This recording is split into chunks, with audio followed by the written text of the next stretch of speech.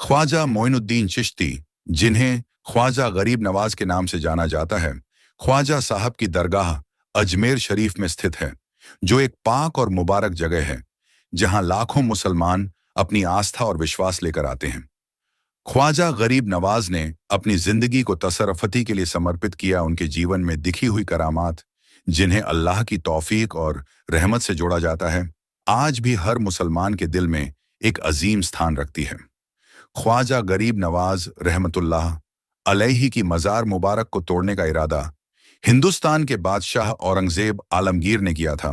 औरंगजेब को वलियों के बारे में यह गलत फहमी थी कि उनके मज़ारों में मरने के बाद लोग दोबारा जिंदा हो जाते हैं।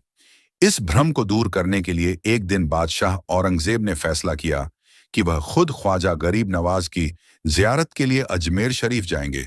जब औरंगजेब अजमेर पहुंचे तो उन्होंने अपनी सवारी से कहा, चलो, मान लेता हूं कि गरीब नवाज अल्लाह के वली हैं, मगर मुझे तब तक यकीन नहीं आएगा जब तक मैं उन्हें सलाम नहीं करूंगा और उनका सलाम का जवाब नहीं मिलता। इस सवाल ने ख्वाजा साहब की मज़ार की अजमत को एक नई राह दिखाई और बादशाह की आंखों से वह भ्रम दूर हुआ जो उनके दिल में था। अगर सलाम का जवाब मुझे नहीं मिला तो मैं मज़ार शरीफ तोड़ दूंगा। तो औरंगजेब आलमगीर जब मज़ार पर पहुंचे और हाजिरी दी तो वहां पर एक अजनबी शख्स बैठा हुआ था जो इंतजार कर रहा था। बादशाह औरंगजेब ने उस शख्स से पूछा, ऐ शख्स, क्या मामला है? तुम यहां पर क्यों बैठे हो और तुम परेशान लग रहे हो?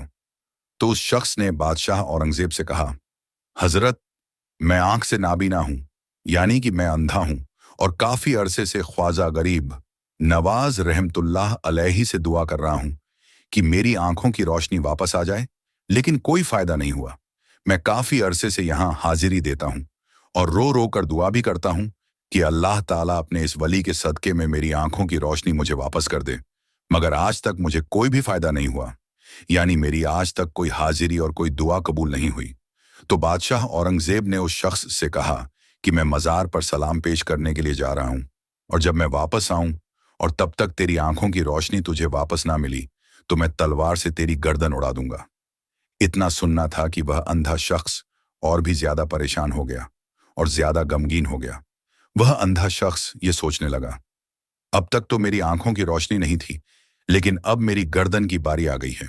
यानी वह अंधा शख्स कहने लगा, अब तक तो मैं अपनी आंखों से परेशान था, लेकिन मेरी आंखों की रोशनी नहीं है। मैं अंधा हूं, लेकिन बादशाह ने जब मेरी गर्दन उड़ाने की बात कही है तो अब मेरा बचना बहुत ही ज्यादा मुश्किल नजर आ रहा है। फिर उस अंधे शख्स ने जोर जोर से रो रो कर और तड़प तड़प कर ख्वाजा गरीब नवाज से फरियाद करने लगा। और जब बादशाह औरंगजेब ने ख्वाजा गरीब नवाज को सलाम पेश किया, यानी कि जब बादशाह औरंगजेब मज़ार के पास गए और मज़ार के पास जाकर उन्होंने सलाम अर्ज किया, तो मज़ार में से कोई जवाब नहीं मिला। जब बादशाह औरंगजेब ने एक मर्तबा सलाम पेश किया तो जवाब नहीं मिला। फिर बादशाह औरंगजेब ने दूसरी मर्तबा सलाम पेश किया तो फिर भी जवाब नहीं मिला। लेकिन जब तीसरी मर्तबा बादशाह औरंगजेब ने सलाम किया तो अंदर से आवाज आई, वाह अलैकुमुस्सलाम रहमतुल्लाहि व बरकातुहू। फिर मज़ार शरीफ से आवाज आती है, ऐ बादशाह औरंगजेब, दोबारा ऐसी जिद ना करना, क्योंकि तुम्हारी जिद की वजह से मैं उस अंधे आदमी की आंखों की रोशनी लेने अर्श इलाही पर गया था, और इसी वजह से तुम्हारे सलाम के जवाब देने में देर हो गई। सुभान अल्लाह। ख्वाजा गरीब नवाज की करामत को देखने के बाद बादशाह औरंगजेब रहमतुल्लाह अलैहि खुद एक अल्लाह के वली बन गए।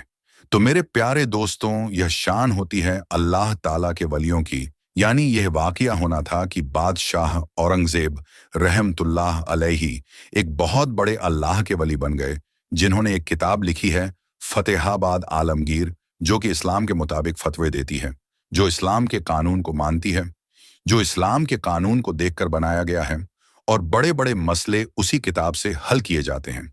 दोस्तों, गरीब नवाज की करामात ने हजारों हिंदुओं की जिंदगी बदल दी। कुदरत का यह करिश्मा अजमेर शरीफ की दरगाह में पेश आया। यह राजस्थान का एक बहुत बड़ा शहर है, और इस शहर के मशहूर होने की वजह हजरत ख्वाजा मोइनुद्दीन चिश्ती अजमेरी रहमतुल्लाह अलैहि हैं। एक वक्त था जब अजमेर में हिंदुओं का एक बहुत बड़ा मंदिर था, और यह मंदिर सिर्फ राजा और रानियों की इबादत के लिए खास था।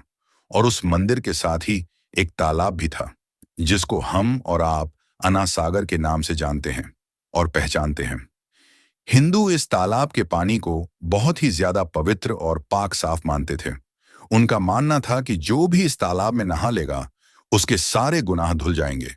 कहते हैं कि इस मंदिर में रात को इतने चिराग जला करते थे कि हर रात 7.5 मन तेल उन चिरागों में इस्तेमाल होता था। अगल बगल के देहाती इलाके मंदिर के नाम थे, यानी उन देहात की आमदनी मंदिर पर खर्च होती थी। उस मंदिर में हजारों लोग रहते थे जिनका काम आने वालों की मेहमान नवाजी और देखभाल करना था कि कौन सा खुदा बेटा देता है, कौन सा देवता सेहत और तंदुरुस्ती का मालिक है और किस मूर्ति की पूजा से दौलत की बारिश होती है। हजरत ख्वाजा गरीब नवाज रहमतुल्लाह अलैही उस मंदिर के पास चले गए और अना सागर से कुछ दूरी पर चटाई बिछाकर अपने मुरीद के साथ बैठ गए। और उसी वक्त अजान का वक्त हो गया, लिहाजा आप रहमतुल्लाह अलैही ने हजरत कुतुबुद्दीन बख्तियार काकी रहमतुल्लाह अलैही से अजान देने को कहा। अजमेर में अल्लाह की वहदानियत और हुजूर सल्लल्लाहु अलैहि वसल्लम की रिसालत का यह पहला ऐलान था। वह लोग इस्लाम को नहीं जानते थे कि इस्लाम क्या है। चुनांचे अब जैसे ही नमाज पढ़ना शुरू किया, सब हिंदू हैरान रह गए कि सब भगवान तो अंदर हैं, तो फिर यह लोग किस भगवान को पुकार रहे हैं। जब शाम हुई तो राजा के ऊंट जो दिन में चरने के लिए गए हुए थे अपने चरवाहों के साथ वापस आने लगे। इत्तेफाक से जहां ख्वाजा गरीब नवाज रहमतुल्लाह अलैही अपने साथियों के साथ बैठे हुए थे, वह जगह राजा के ऊंटों के बैठने की जगह थी। चरवाहों ने ख्वाजा गरीब नवाज रहमतुल्लाह अलैही से कहा, उठो बाबा, ऊंटों के बैठने की जगह खाली कर दो। आप रहमतुल्लाह अलैही ने फरमाया, इतना बड़ा मैदान पड़ा है, ऊंट तो कहीं भी बैठ सकते हैं, क्यों मुसाफिरों को तंग करते हो। लेकिन वह ना माने और जिद कर रहे थे कि ऊंट इसी जगह पर बैठेंगे। आखिर उन्होंने बहुत बदतमीजी से कहा, यह राजा के ऊंटों के बैठने की जगह है और इधर राजा के ऊंट ही बैठेंगे, तुम लोग कहीं और डेरा लगाओ।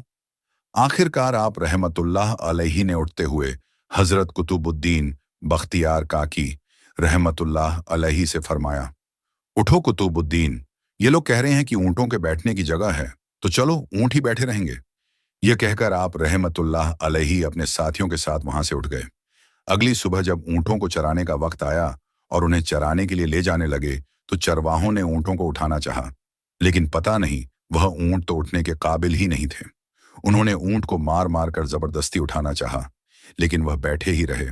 चरवाहे बहुत ज्यादा परेशान थे कि जो ऊंट उनके एक इशारे पर उठ जाते थे, आज क्या हो गया है, क्यों नहीं उठ पा रहे हैं। आखिरकार उन्हें याद आया कि कल उस मुसाफिर फकीर ने कहा था, चलो ऊंट ही बैठे रहेंगे। लोग इकट्ठा होना शुरू हो गए। कोई कह रहा था कि फकीर कोई काबिल जादूगर है और किसी ने कहा कि वह कोई भगवान का अवतार है। धीरे धीरे बात राजा तक पहुंच गई कि एक मुसाफिर फकीर ने राजा के ऊंटों पर जादू कर दिया है।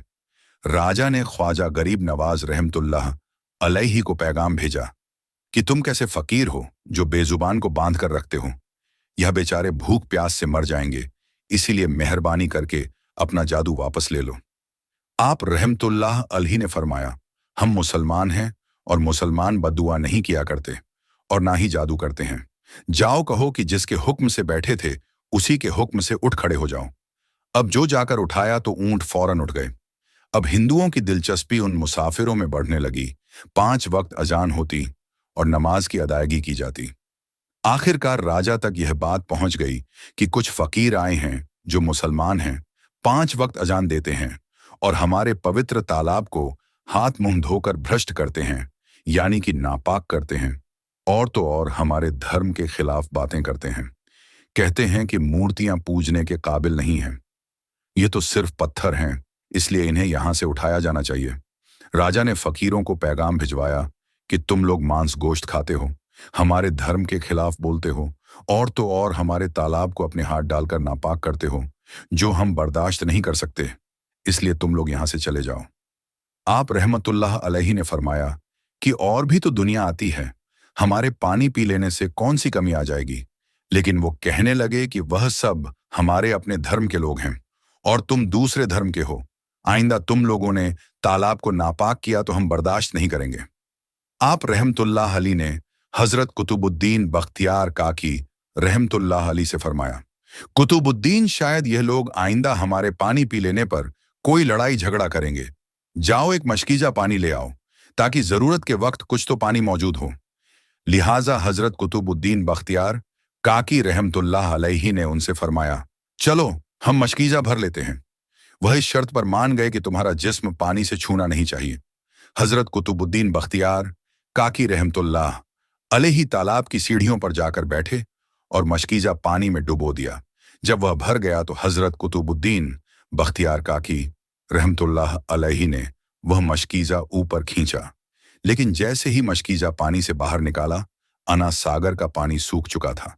ऐसा लग रहा था कि अना सागर का सारा पानी मशकीजा में बंद हो गया था। अना सागर का सूखना था कि पूरे अजमेर में कोहराम मच गया और लोग रोने लगे कि जो हम गुनाहों की गठरी लाते हैं और अना सागर में गुस्ल करके उनसे छुटकारा पा लेते थे, अब हम गुनाहों का बोझ लेकर किधर जाएंगे। सारे इलाके में खबर फैल गई कि मुसाफिर फकीर ने जादू के जोर से अना सागर को सुखा दिया है। राजा ने जब यह सुना तो वह बहुत परेशान हो गया। उसने अपने वजीर को बुलाया और सबने यही कहा कि फकीर या तो जादूगर है या फिर कोई कामिल फकीर है। साथ ही वे परेशान हुए कि अजमेर की रौनक तो थी ही, अना सागर के दम से, इसी की वजह से तो लोग दूर दूर से अजमेर आते थे और अपना ईमान ताजा करके लौटते थे।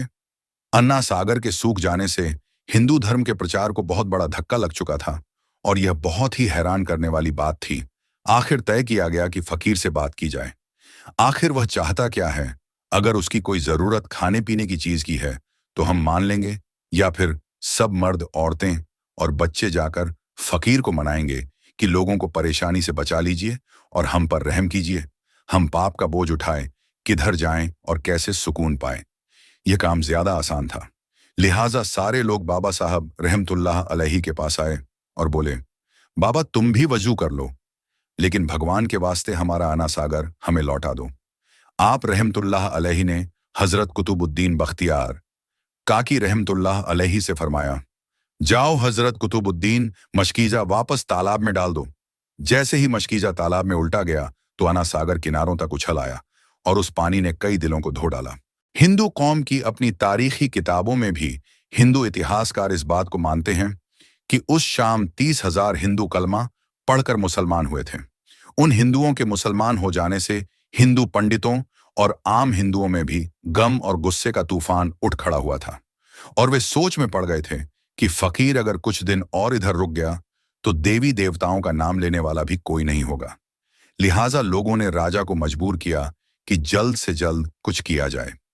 राजा ने मंदिर के बड़े पंडित रामदेव को बुलाया और उसे ख्वाजा साहब रहमतुल्लाह अलैहि से मुकाबला करके जल्द से जल्द उन्हें हराने को कहा और अजमेर से बाहर निकाल देने का हुक्म दे दिया।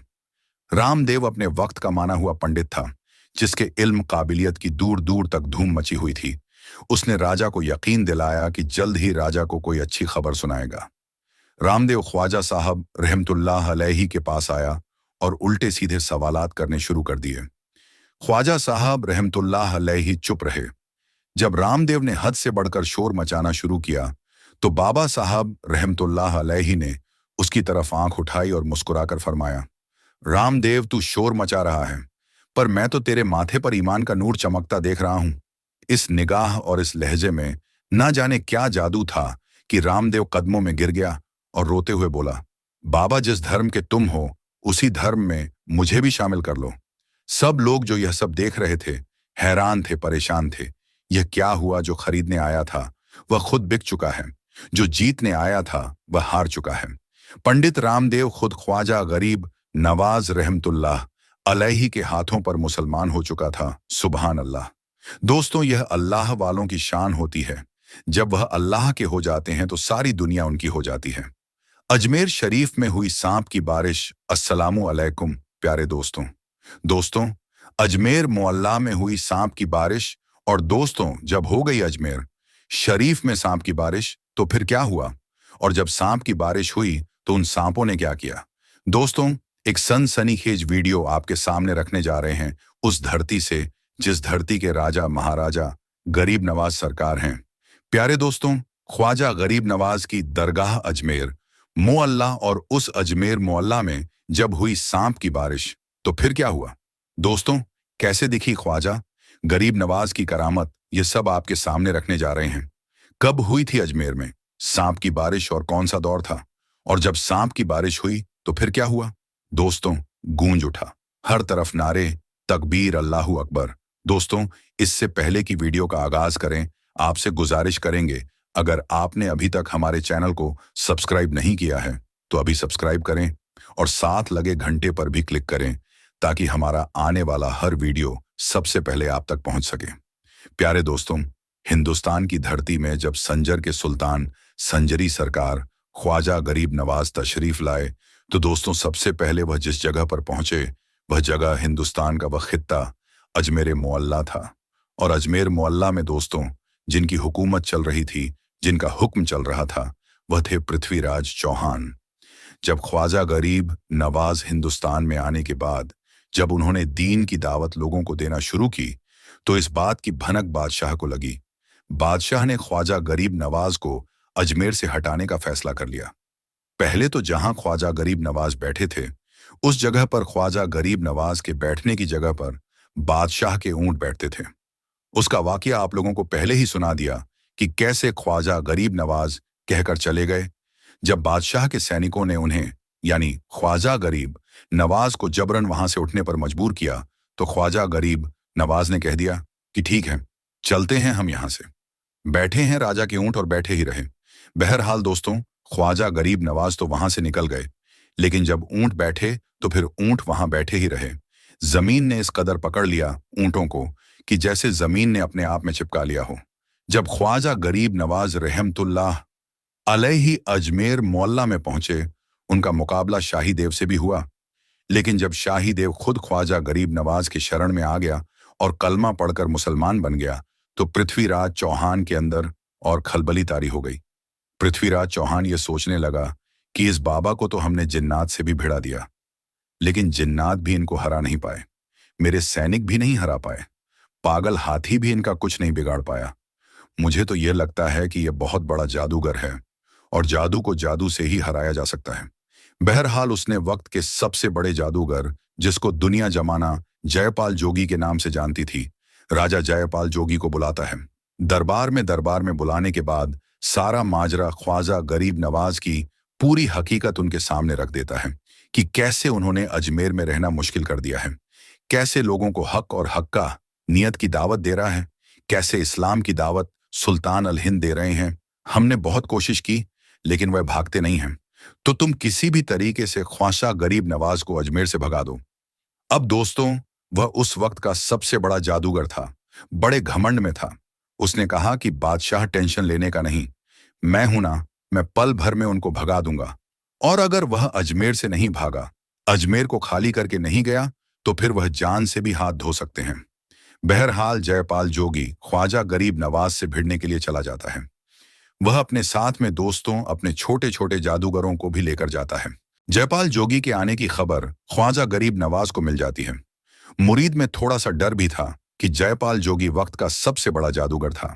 सुल्तानुल हिंद ख्वाजा महाराजा को बताया जाता है कि हुजूर, आज आपसे मुकाबला करने के लिए जयपाल आ रहा है। वह जयपाल जिसके जादू का कोई काट नहीं कर सकता है, वह जयपाल जो आज तक किसी से हारा नहीं, जिससे भिड़ा है, वह बर्बाद हो गया, नस्तो नाबूद हो गया। खैर, ख्वाजा गरीब नवाज के सामने जयपाल की बातें रखी जाती हैं। ख्वाजा गरीब नवाज कहते हैं, मेरे मुरीदों, तुम घबराओ मत, मैं एक दायरा खींच देता हूं, एक लाइन खींच देता हूं। इस दायरे के अंदर जब तक मेरा मुकाबला जयपाल से होता रहे, तुम में से कोई भी इस दायरे से बाहर नहीं जाना। बहरहाल ख्वाजा गरीब नवाज ने एक लाइन खींच दी, एक लकीर खींच दी, सारे मुरीद उसके अंदर आ गए। अब जयपाल आता है, ख्वाजा गरीब नवाज को धमकाता है दोस्तों, लेकिन ख्वाजा गरीब नवाज उनसे डरते नहीं हैं दोस्तों। सोचने का मकाम है कि जो अल्लाह से डरने वाला हो वह भला किसी जादूगर से क्या डर सकता है।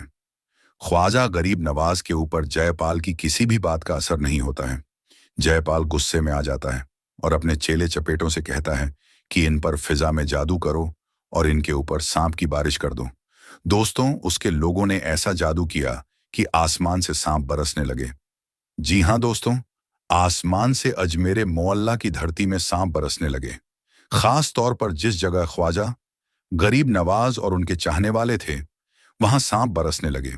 लेकिन ख्वाजा का करिश्मा देखें, दोस्तों, ख्वाजा की करामत देखें। किसी भी सांप में इतनी हिम्मत नहीं हुई कि जिस दायरे को ख्वाजा गरीब नवाज ने जमीन में खींचा था, उस दायरे के अंदर गिरता, बल्कि सारे सांप उस दायरे के बाहर ही गिरे।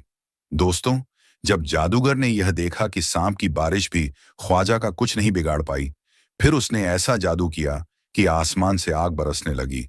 फिर भी ख्वाजा गरीब नवाज के उस दायरे के अंदर आग भी नहीं पहुंच सकी। फिर दोस्तों, जब सारा तिगड़म कर बैठा, जयपाल जोगी और ख्वाजा गरीब नवाज और उनके चाहने वालों का कुछ भी बाल तक बांका नहीं हुआ, तो उसने लास्ट में यह सोचा कि अब मैं आसमान में उड़कर इनसे बदला लेता हूं, इन पर जादू करता हूं। उसके बाद वह हिरण की खाल फेंकता है और उस पर सवार होकर आसमान में उड़ जाता है।